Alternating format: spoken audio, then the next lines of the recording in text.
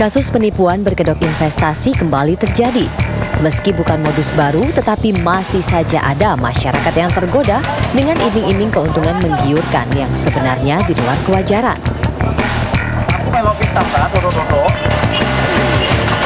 Di Banyuwangi, Jawa Timur, puluhan wanita muda menjadi korban investasi bodong.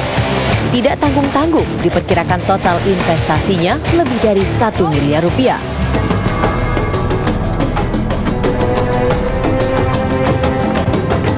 Investasi bodong ini terbongkar setelah 6 bulan dana investasi yang disetorkan kepada seseorang bernama Yohanita Rahmawati tidak kunjung cair. Keberadaan Yohanita pun kini tidak diketahui.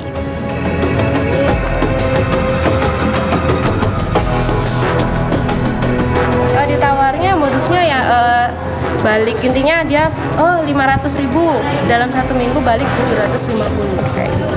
Terus ternyata seminggu ya nggak balik. Awalnya sih diiming-imingin pertama balik lancar sekali 2 kali ya. Habis itu setelah itu sudah kita kan otomatis terbuai ya, semakin gede kan, sampai akhirnya 10 saya gitu, 15 sampai akhirnya itu terakhir 20 juta. Pertama saya masih percaya kok, dia kan janji 30 Juni kemarin, tapi sebelum itu ternyata udah kabur. Saya tuh mulai April Mas, tapi Mei itu sudah macet, awal Mei. April 2017. Iya baru aja. Dulunya arisan Mas, arisan lancar nggak ada masalah. Arisan apa namanya? Arisan AMG dulu, Mami Gaul gitu, arisan AMG namanya. Para korban Yohanita menuturkan awalnya uang yang diinvestasikan berjalan lancar. Namun memasuki bulan Mei 2017, arisan yang diberi nama Arisan Mami Gaul berubah menjadi investasi dengan nama Investasi Klub Sosialita.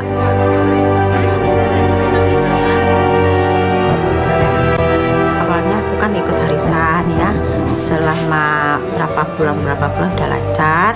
Terus aku ditawari invest gitu, pertama 2 juta kembali 500 katanya per minggu.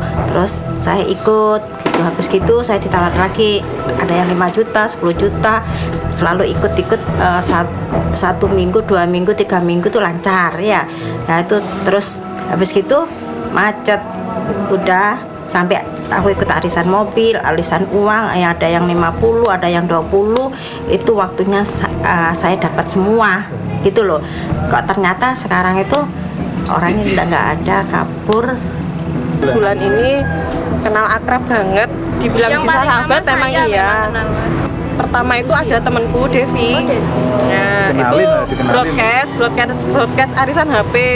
Jadi tak invest lah pinnya si Nita ini, yaitu awalnya cuma arisan itu loh, kok lama-lama dia nawari invest gitu. Kredit HP ya. Pertama investnya kecil, lama-lama kok membesar gitu. Sekarang totalnya berapa Mbak? 110. Ini Mbak. 110 juta. Beliau itu ya dijanjikan, sebenarnya waktu itu saya ikut arisan mobil lah, tapi saya masuk leasing sendiri ternyata. Ternyata dikreditkan. Saya dikreditkan ternyata gitu. Lalu di manakah Yohanita berada saat ini? Rumah Yohanita di Perum Geria Giri Mulya, Kalipuro, Banyuwangi, Jawa Timur telah kosong sejak akhir Juni lalu. Yohanita dan keluarganya tak pernah terlihat lagi sejak kasus ini bergulir. Kalau kesehariannya memang dia kalau Mas Harisnya mungkin ini ya, kalau Mbak Nita jarang keluar kayaknya untuk dekat warga. Puasa masih ada dia. Kita mudik, lebaran, pulang kayaknya tidak ada sudah. Nah, jadi tidak tahu kapan perginya. Anggota sekarang sedang melakukan pengecekan terhadap di rumah korban, di rumah tersangka, terus kemudian di keluarganya. Sejauh ini yang diketahui polisi untuk rumah itu sendiri bagaimana statusnya Dan? Ya sekarang kondisi kosong ya, jadi kita juga masih mengecek keberadaan rumah tersebut merupakan rumah pribadi atau sewa. Berulangnya kasus penipuan berkedok investasi seharusnya menjadi pelajaran bagi warga agar berhati-hati dan tidak mudah tergoda dengan iming-iming keuntungan menggiurkan. Satu-satunya jalan buat orang untuk bisa terbebas dari ini ya harus lebih sering baca, membuka wawasan. Jadi tahu kalau misalnya dia nggak pernah baca, nggak pernah buka wawasan, tidak pernah tahu bahwa modus-modus ini umum terjadi di Indonesia, ya tentu saja akhirnya banyak korbannya. Ada alasannya kenapa Indonesia dengan jumlah penduduk yang begitu banyak dan ternyata dengan kapasitas kecerdasan dan pengetahuan yang terbatas, bahkan dengan kecerdasan emosional yang terbatas, tidak mampu mengendalikan diri karena impulsif kan, gampang terpengaruh, sehingga akhirnya banyak yang jadi korban gitu. I've never seen a diamond in the flesh.